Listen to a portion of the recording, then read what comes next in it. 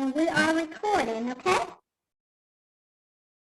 All right, so we're going to delve into our week 2 of EDU 480. And this week, we're going to begin to talk about what it looks like or what is classroom management. And of course, how does classroom management relate to student needs? And this is not going forward, so let's see. Okay. So our assignment, the assignment for this week is reflection.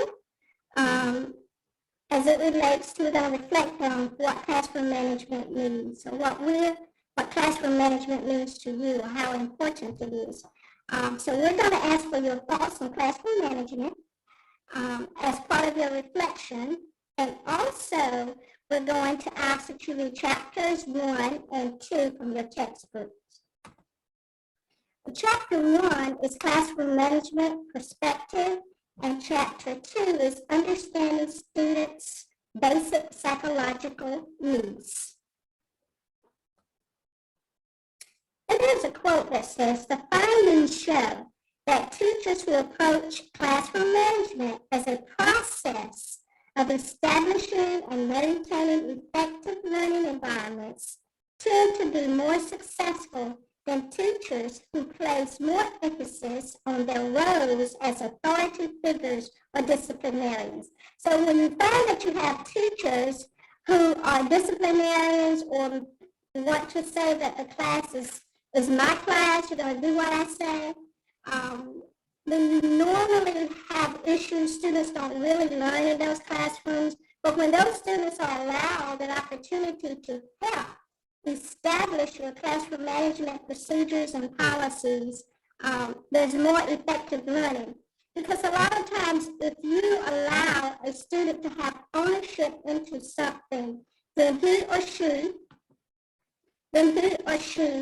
are more likely to abide by those rules. At the end of chapter 1, you will know why teachers are concerned about student behavior and the need for effective classroom management, the factors that involve in effective classroom management, the historical trends in classroom management. You will know the significant impact that school variables have on student behavior and learning. You also know the factors that influence teachers' decisions regarding classroom management. These are the learning goals for your chapter 1. Importance of the goals. It says that research indicates that teachers' skills in creating safe, supportive classrooms are a major factor influencing students' motivation, achievement, and behavior. Okay? The research indicates that the teacher's skills in creating a safe, supportive classroom.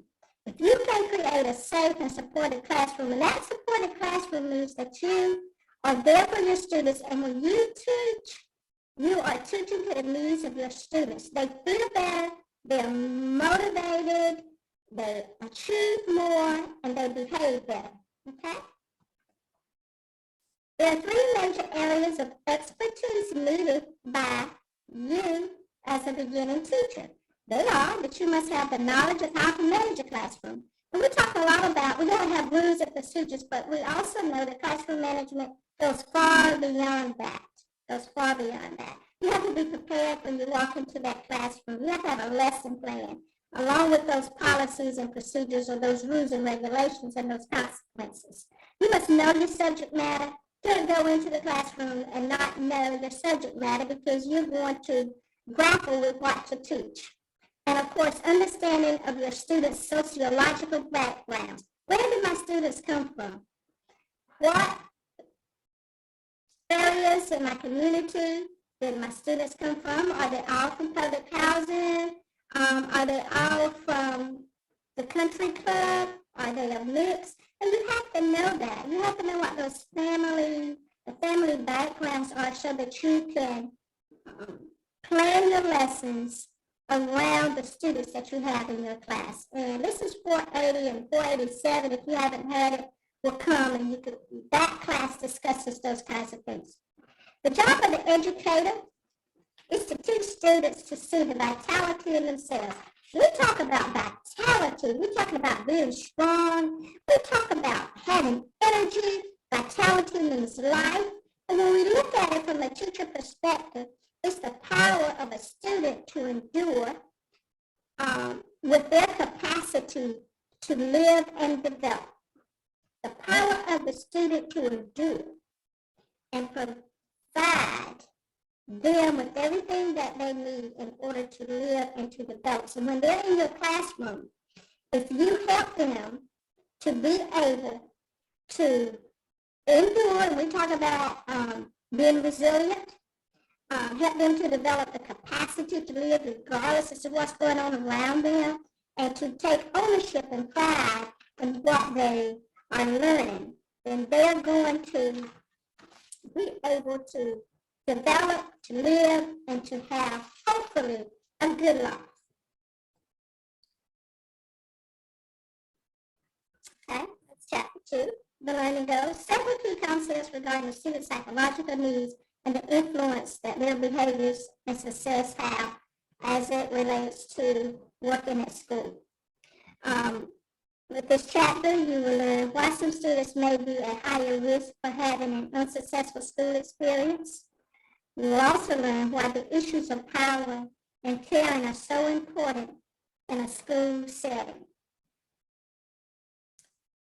The importance of the goals are to, of course, assist you in understanding which methods are most effective in helping students learn essential academic and behavioral skills. So this is something that's important to you as you respond to the reflection.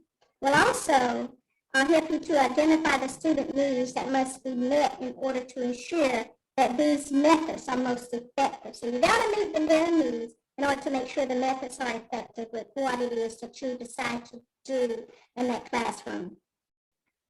So week 2 says to please think about and write a reflection on why you as an educator through our profession, because I am a teacher, through our profession should explore unstudied concepts of classroom management. Why?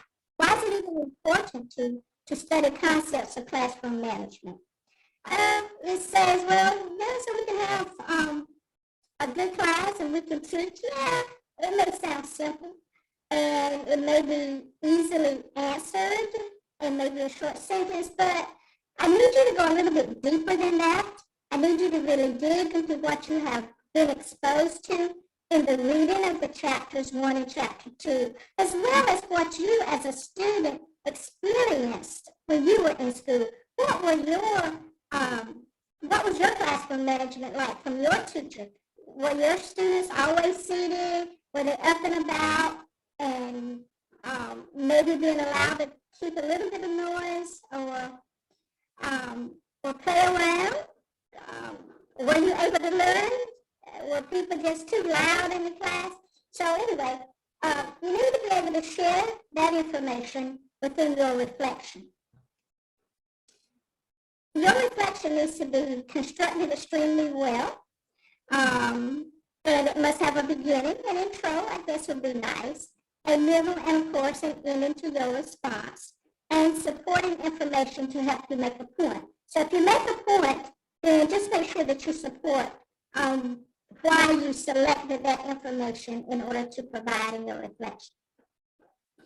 It's important that you have good editing and good spelling, so make sure you edit your work, make sure you check your spelling before you submit your paper.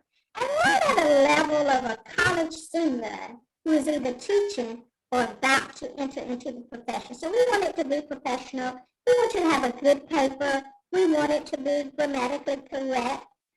So you may want someone else to read it for you. And always edit. Take the time to revise it if necessary. Okay?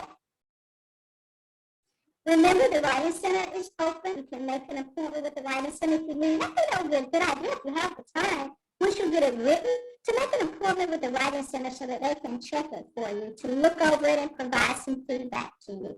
Okay. Any questions, any comments, any concerns? Then I apologize that you can't see me. I'll try to work on that for the next time. Okay, we don't have any questions. I'm going to go ahead and sign off. You have my email, and if you, like I said, if you have any questions, any comments, or concerns, please send me an email. Thank you, and have a good evening.